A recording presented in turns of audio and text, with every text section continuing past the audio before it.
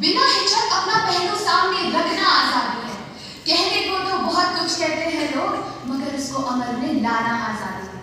सुप्रभात। इस सभागार में उपस्थित सभी को मेरा नमस्कार। आज मैं विषय प्रजातंत्र में अभिव्यक्ति की स्वतंत्रता का दुरुपयोग हो रहा है कि विपक्ष में अपने विचार प्रस्तुत करने जा रहे हैं। महोदय, भारत में 1975 से 1977 तक आंतरिक आपातकाल रहा। तब लोगों को बोलने की स्वतंत्रता नहीं थी कि वो जब चाहे संवाद कर सके और जब चाहे वाद विवाद। कई लोगों ने इसका विरोध भी किया, छोटे मोटे संरक्षण भी हुए और कई नेताओं को तो जेल में भी डाल दिया गया। 1977 में जब इन जन नेताओं को रिहा किया गया और यह आपातकाल समाप्त किया गया, तो रामलीला मैदान में अटल बिहारी वाजपेयी जी ने कहा था कि बाद मुद्दत के मिले हैं आज दीवाने, कहने सुनने को तो बहुत है अफसाने। खुली हवा थोड़ी सांस तो ले ले, कब तक रहे ये आजादी कौन जाने। महोदय, विचारों की स्वतंत्रता पर बात शुरू हो रही है। ऐसा तभी होता है जब कोई खतरा हो या फिर आने वाला हो। मंच की उस छोर गुलामी की पैरवी करने वाले मेरे प्रतिपक्षी वक्ता वो लोग हैं जिन्होंने आजादी के लिए दी जाने वाली लाखों कुर्बानियों पर मिट्टी डाल दी है। अरे इनके तथ्य सुनकर तो मुझे अंग्रेजी वॉइसरॉय लॉर्ड लिटन का चेहरा याद आता है, जिन्होंने 1878 में वर्नाक्युलर एक्ट पास करके भारतीयों की सोच एवं उनकी कलम पर ताले लगा दिए थे। मूल अधिकारों में शामिल अभिव्यक्ति की स्वतंत्रता को मूल इसलिए भी कहा जाता है क्योंकि आजाद फिजा में भौतिक, बौद्धिक, आध्यात्मिक और नैतिक रूप से विकसित नागरिकों का निर्माण होता है, मगर बंदिशों के साए में तो दहशतगर्द ही पैदा होते हैं। जब गैलीलियो ने कहा था कि सूरज धरती के चारों ओर नहीं, धरती सूरज के चारों ओर घूमती है, तो धर्म के नेता और चर्च ने उन्हें जेल में डाल दिया था।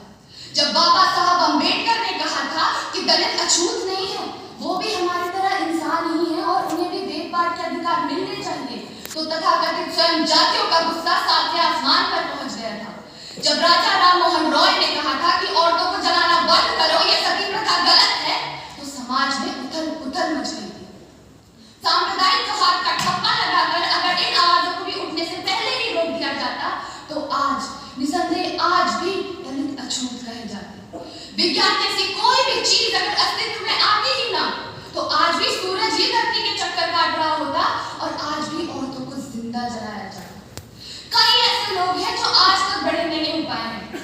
वो अपने विरोधी विचारों वाले व्यक्तियों को काटते हैं। मीडिया लोकतंत्र की महाअभिव्यक्ति होती है और प्रेस स्वतंत्रता इंडेक्स में 180 देशों की सूची में 150 से पायदान पर खड़ा हमारा ये देश अपने लोकतंत्र पर सवाल खड़े करता है।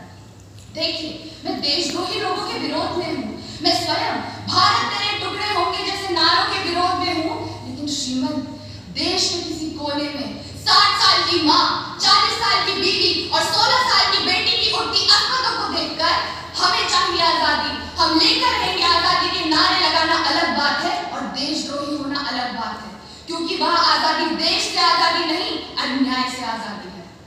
श्रीमन, देश की आवाज ही देश की कमान होती है। जिस दिन देश की सड़कें सूनी हो जाएंगी, उस दिन हमारी संसद आवारा और हमारे नेता नकारा हो जाएंगे। अंधी देशभक्ति मेरे भगत सिंह की देशभक्ति नहीं थी, अंधी देशभक्ति तो हिटलर की देशभक्ति थी और ऐसी देशभक्ति कदाचित स्वीकार्य नहीं है।